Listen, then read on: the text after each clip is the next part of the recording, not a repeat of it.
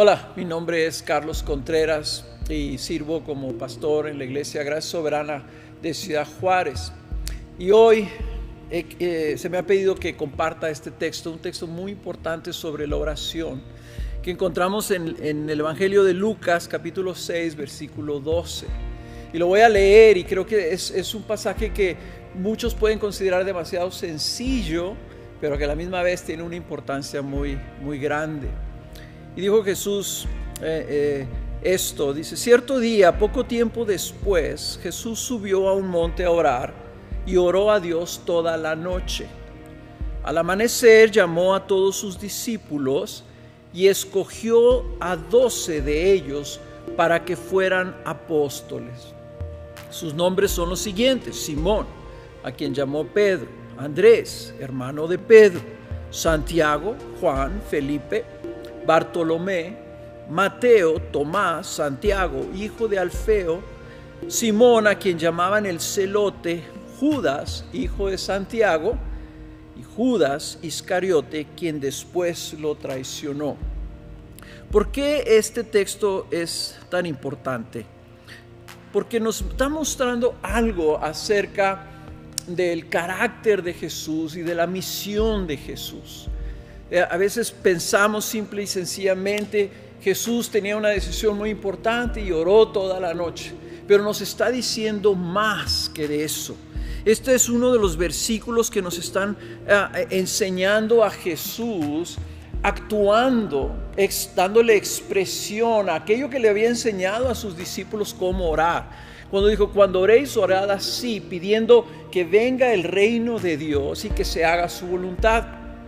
Jesús, al estar orando toda la noche, está diciéndonos que la decisión que iba a tomar al escoger a estos 12 apóstoles era tan importante que tomó toda la noche para orar. Pero pensemos en esto: ¿quién era Jesús? Jesús era el Hijo de Dios, era el soberano. Dice la Escritura que Jesús se creó todas las cosas y todas las cosas son para Él y Él las sostiene. Él es el resplandor de la gloria de Dios. Sin embargo, el Hijo de Dios, viniendo como nuestro representante, el hombre perfecto, el hombre que iba a modelar la perfecta santidad, considera necesario pasar toda la noche orando a su Padre, orando a Dios.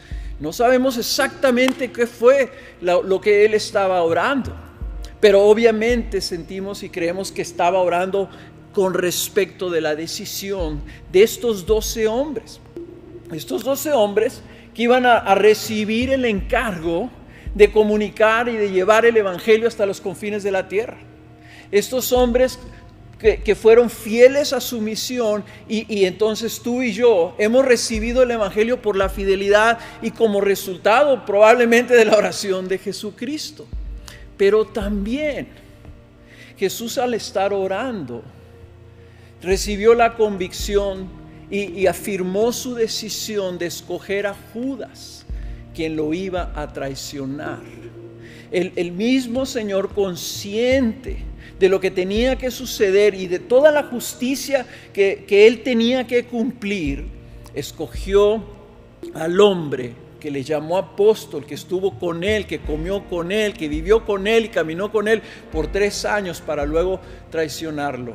Y luego Jesús poder entonces en nuestro lugar experimentar el dolor de la traición de un hermano de él, de un hombre que caminó junto con Él. Esto que estamos viendo aquí nos muestra el carácter de Jesús, nos muestra cómo era Él.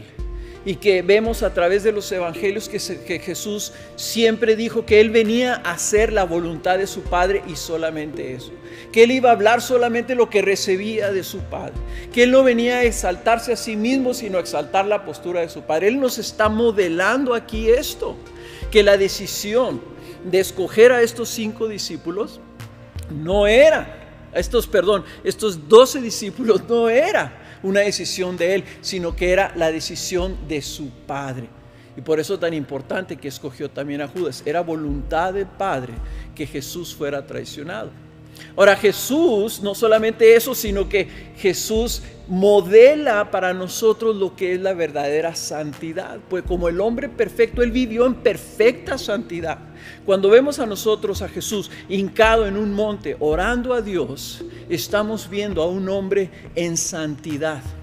Y para nosotros, no es tanto el imitar a Jesús, en cómo Jesús hacía las cosas, si nosotros llegar a ser como Jesús. La santificación del creyente es precisamente ser transformado a la imagen de Jesús, ser transformado y ser como Jesús. Si tú quieres saber cómo se ve la santidad, ve a Jesús. Por lo tanto, si tú quieres saber si la oración es algo que los santos de Dios deben hacer, ve a Jesús orando toda la noche. Nosotros aprendemos de esto y vemos entonces que la falta de oración es pecado. La falta de oración es una evidencia que nosotros le estamos diciendo a Dios: no te necesitamos. Tal vez Jesús te necesitó y tuvo que orar toda la noche, pero nosotros no. Nosotros podemos decidir, podemos tomar decisiones sin necesidad de buscar la confirmación, la dirección, la voluntad del reino de Dios Padre sobre nuestras vidas. Y también a la misma vez, si queremos crecer en santidad, debe crecer también nuestra oración. Entonces, si Cristo oró en esa expresión de humilde dependencia de Dios, si Cristo Jesús, el Hijo de Dios, el siervo escogido por Dios, vio la necesidad de orar toda la noche, ¿no crees que tú y yo debemos darle la importancia a la oración en nuestra vida, en nuestras decisiones, en lo que vamos a hacer? ¿Cuánto merece México que nosotros oremos? ¿Qué tan importantes son 130 millones de habitantes en México para nosotros orar? ¿Qué tan importante es la decisión de por quién vamos a votar?